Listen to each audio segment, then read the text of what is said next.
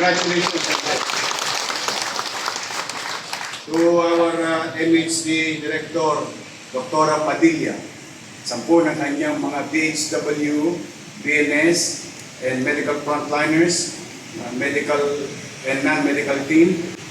Our partner in national government and private sectors, DOH, EMED, at PhilHealth, ang health ng aking mga health workers nakasalalay sa inyo. Paldo.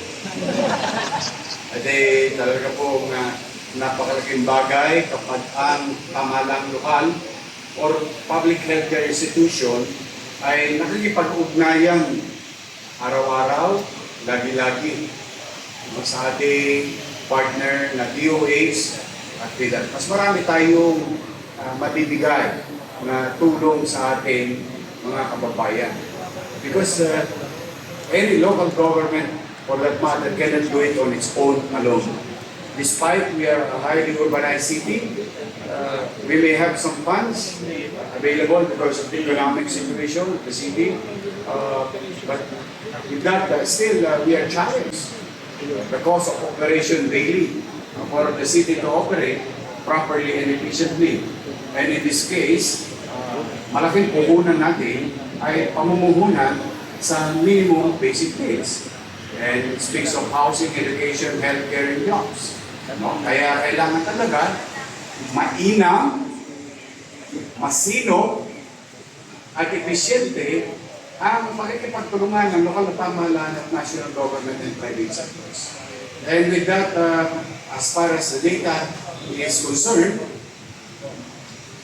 for the past 365 days of this administration, we are at par, modesty aside. We are doing okay, but we can do good, we can do better, we can do best. There is always room for improvement. Kaya parapakan natin ang ating mga national partners. Sa ating mga kasamang kusyal na masipag, maagang dumating ngayon, Kusyal Lao and Kusyal Pogoso. Parapakan natin sila yung mga. Special mention ko lang, yung paborito ng mga dating dalaga ng District 3. Kasi nung araw dalaga sila, gustong-gusto nila, nung binata pa siya. Ngayon, dala na yung mga dalaga sa District 3 at medyo damatans na. Ito ang aking papakilala, si Secretary Ledled Sarkan. Kaya mo, dami pang fans. Ledled, kasi si Ledled, kasama ko kanina. Nasa Oblo. Talagang mahal kayo, ini-inspection in advance. Papalakpakan natin si Michelle Ledled Sarkan. Ayun, no? Okay naman. Hi, fans. Dati maraming may crush yan. Mga dalaga sa District 3. Ngayon, yung anak niya na pinagkakaguluhan, si Tol Sarkan. But I'm really happy for each and every one of you, to our barangay officials, Chairman, Secretary, Treasurer, Tanod, XO, at mga kagawad na nangarito, masaya ko para sa inyo. Bakit? Ultimo, mayaman ninyong constituents. Hindi maiilang na pumasok sa public health care. Dahil sa napakaganda nito ninyong health center. Kasi, alam mo, ang Binondo is full of contradiction. Literally, the north and south of economic situation or demographics. Nandito ang mga mayayaman, nandito rin ang mga mahihirap. Halos extreme. Kaya, masaya ako na itong health facility na to will not only serve the poor people or mga hikahos nating mga kababayan, lalo na dito sa bandang Wakali at tabing mga ilog sa barangay ninyo. Ngunit, pati na rin yung mga nagtataas ang building na nandiyan, lalo na yung mga minamahal kong lolo't lola. And it's a good breathing room. I'm happy for Justice Josephine Santos Hospital. Bakit? Luluwag yung demand ng space sa kanilang pasilidad. Because if we have a better frontline medical facility and community-based healthcare facility, mas aaliwalas, mas mabibigyan ng sapat na panahon at kaukulang atensyon yung talagang nangangailangan o medyo nalalagay sa pingit ng alanganing mga pasyente natin sa loob ng ospital. For example, if we, with the help of DOH, allow to make this center as lying-in, pati lahat ng tinogas ng mga asawa ninyo, paglabas dito na lang, mas maayos. 9 months thereafter, you need not go to Justice Jose Santos at sama-sama kayo itong nakapila. Yumanyang ka kung kailan kayo sasalang. But with this kind of space, health facility, better facility, just imagine with the capabilities of our medical frontliners in our health centers, our midwife, doctors. Kaya napakaking bagay na ang lokal na pamahalaan, pinalalakas niya ang kanyang health center. Para na sa ganon, nakapokus na lang yung ating malalaking gusali para sa medical facility. Ang lola ko, hindi na kailangan tumira ng metformin, losartan at pumilya sa OPD ng ating ospital. Dito na lamang, with the capabilities of our medical professionals, pwede na. Di ba? Lahat ng kasi kaya kayo nagkasakit sa diabetes. Shoutout mga lolo-lolo ko. Masyado kasi kayong mapagmahal. Masyado kayong sweet. Kaya tumaas ang diabetes. But I'm happy for you sa mga lolo-lolo ko. Meron naman kayong bagong pasyalan.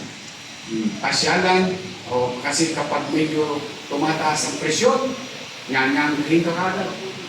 Pag napagtagpo ang medyo tumataas ang blood pressure, sugar, may nyanga ka kagad. Dahil andito nga sa inyong community. Hindi na kayo kailangan ma-expose, especially nowadays. As you heard, and we already know, there is a spike in COVID infection.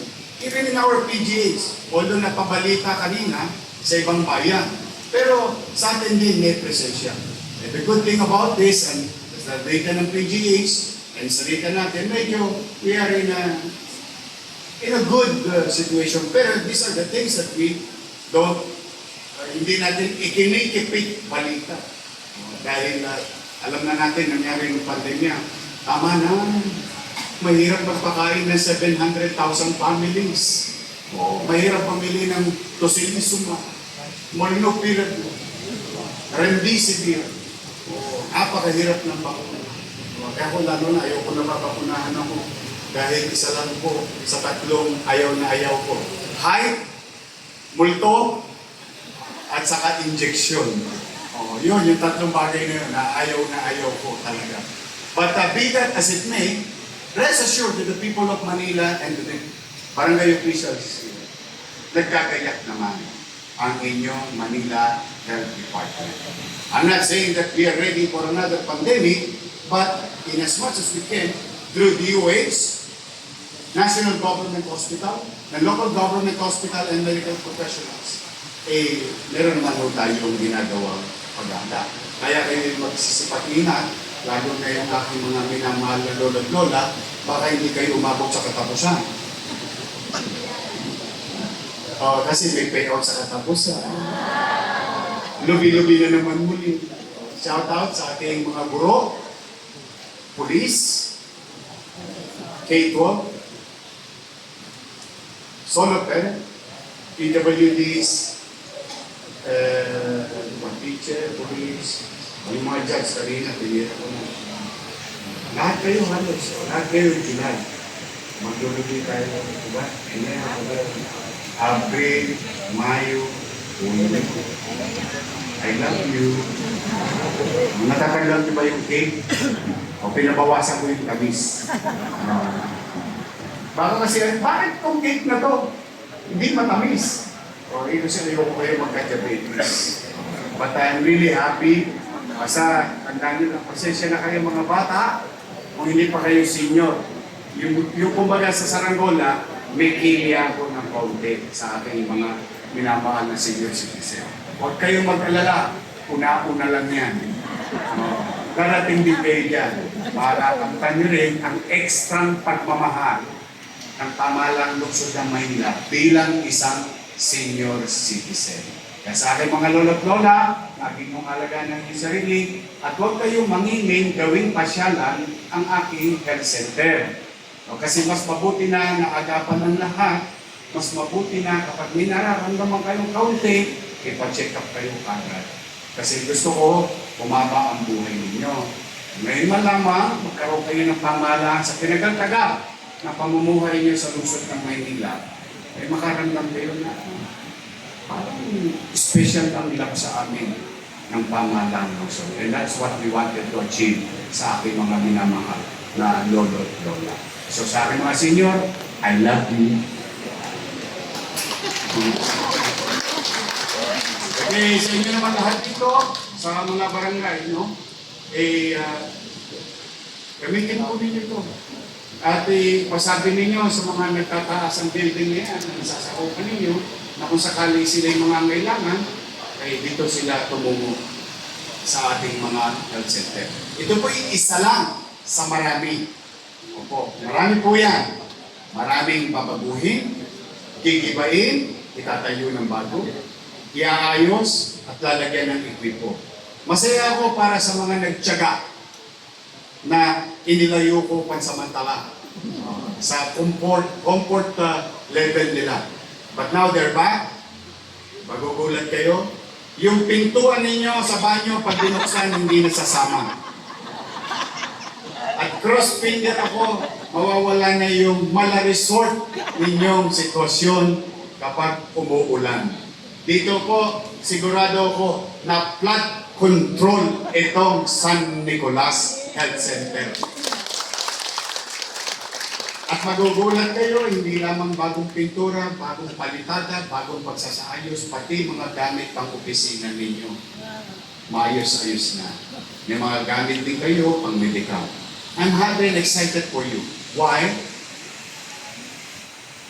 Any person across workplace, whether sa privado, sa nasyonal, sa lokal, institution, kapag maaliwalas ang workplace, kapag mas maayos ang workplace, mas mataas ang efficiency level ng isang individual. Yan ang pinangarap ko para sa bawat isa. In fact, hindi tayo titigil sa mga maliliit na ito. Meron din tayong katamtamang mga malalaki. At may pinakamalaki pa tayong gagawin. Tiyak yun. The biggest workplace of the city government as a whole, pangkalahatan in the coming months. Naayos na po natin, sinisinop natin.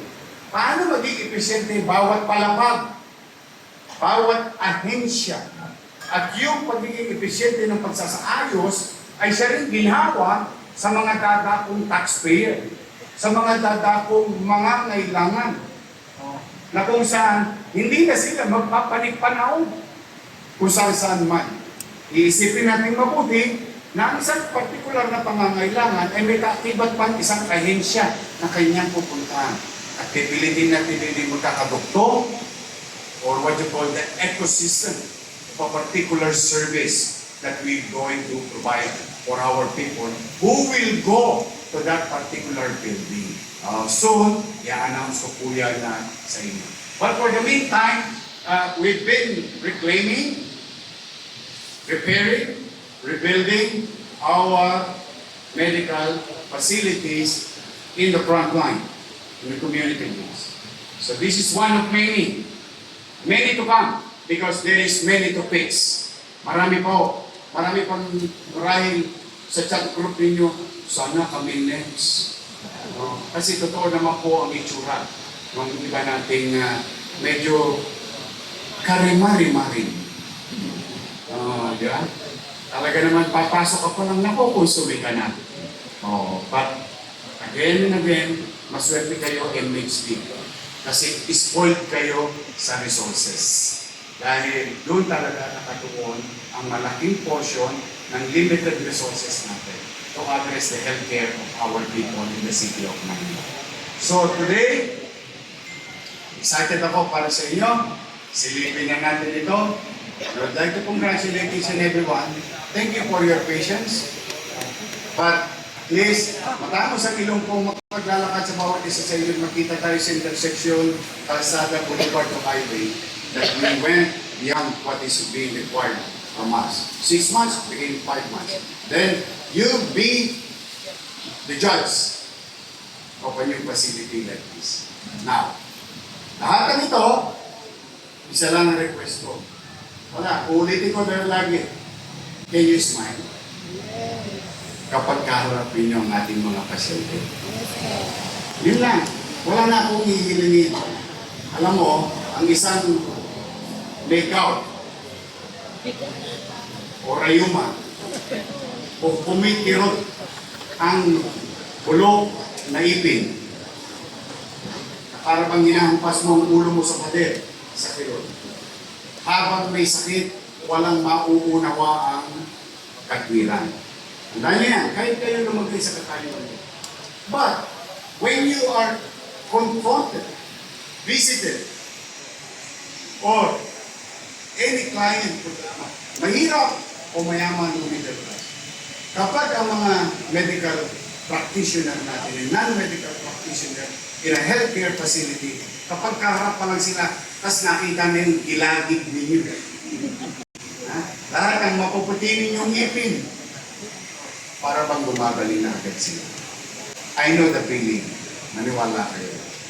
I go and went to public hospital like Jose Reyes at the time and San Lazaro pag nagtatahi ka. Doon ka dinadala. Ang laki ng hiringgida ng araw. Ang hiringgida ng araw is stainless. Inabot ko pa yun. But when I see a beautiful nurse, when I see a BHW, or barangay nutrition, or a doctor who would happily attend to me, ay, pawi na lahat yung nervous ko. Tapos habang ini-injection ng nakangiti sa'yo, nawawala ang takot mo. So, metaphorically speaking. But the thing is, if we really show our inner selves, which is your profession, which by principle, kaya kayo sumama dyan because you care. No? Alam ko maraming problema sa bahay, maraming problema sa buhay, and so on and so forth. But when we work and go to our workplace, we try to do. Alam mo yung maniwala sa mukha mo. Hindi yung, ang sakit. Eh kumain ka ng maraming matamis, kaya masisira yung... Ibis na, di ba? Sungit naman ito. Di ba? The point is, ang masakit. O sige, maupo kayo dyan. Ay, antabay lang kayo ha, kasi may nakasalan pa. May dinidistro ka pang bagandun. Kayo na po ang susunod. Dok, pag kumakain na po, dire-diretso na. Walang sayad. Kasi bumal na siya. Makita-kita, may 2 piraso pang natitira. Huwag kang mag-alalay. May kakapitan tayo ng pustiso. May pagkakapatalaga, pwede pa ako makapagpustiso. Huwag kang mag-alalay. O, titirahin natin yan para pag ngiti mo, may love sa'yo ulit sa tatay. These are the things that I really wanted you to do. These are simple conversation, actuation, but it gives a lot of comfort to a sick person. Kaya wala talaga ako ibang hinihingi with all honesty. Kasi yung efficiency na dapat sa challenge eh. Depende yan. Quantifiable yan. Pero yung smile, when you smile, that is a quantifiable effect sa isang tao may sakit o may pasyente. Kaya please, do smile always. Smile is a universal language. Kapag ang tao ng hindi mo kayo nagkakaintindihan, approve. Approve ka na. Because it's a universal language. So I just want you to care, extra care on our sick patient. But for now, I believe in you. For now, I believe in you. I believe that you're doing better. We are improving. Still not a perfect organization, but we are doing better. And I think you can do the best. There is always room for it. And with that, in exchange, ay pumanatag kayo. Pipilitin ko. Marami pa, napakarami pa. Yung Aurora lang, yung Bodega, doon sa district ko, sa Almeda. Marami pa tayo. Doon sa Sampaloc, may isa pa nakasaran mo. Marami pa tayong ayusin. At hindi lang natin yung basta ayusin, unti-unti pupunan ko ng mga takdang gamit. Takdang gamit. Itong susunod natin, itong Tondo Porsche, para 50-year-old na. Pero mas lalaki. Isa to, para hospital po yung gagawin doon. Good for Cat Andres. Pag tinayo natin yung Boston, good for Cat Andres. O, kita ninyo, ito po foot traffic, para lang magkalaman yung kwento ko on how we declare foot traffic in our institution. Alam niyo nung nabuksan yung Baseco, patanungin niyo yung GAT, nabawasan ng utaw. Kasi hindi na lumalabas yung tao sa Baseco. Dati lahat yan ang takbo niyang GAT at saka Justice Society Santos. Pero unti-unti, pag napunan ko na yung kumpleto na gamit, kasi nakukumpleto na yung medical professionals, nagdadating na yung mga gamit, ma-afford na natin yung level 1. Pagka-afford na natin level, fully functional hospital. So what more we can do? Tingnan po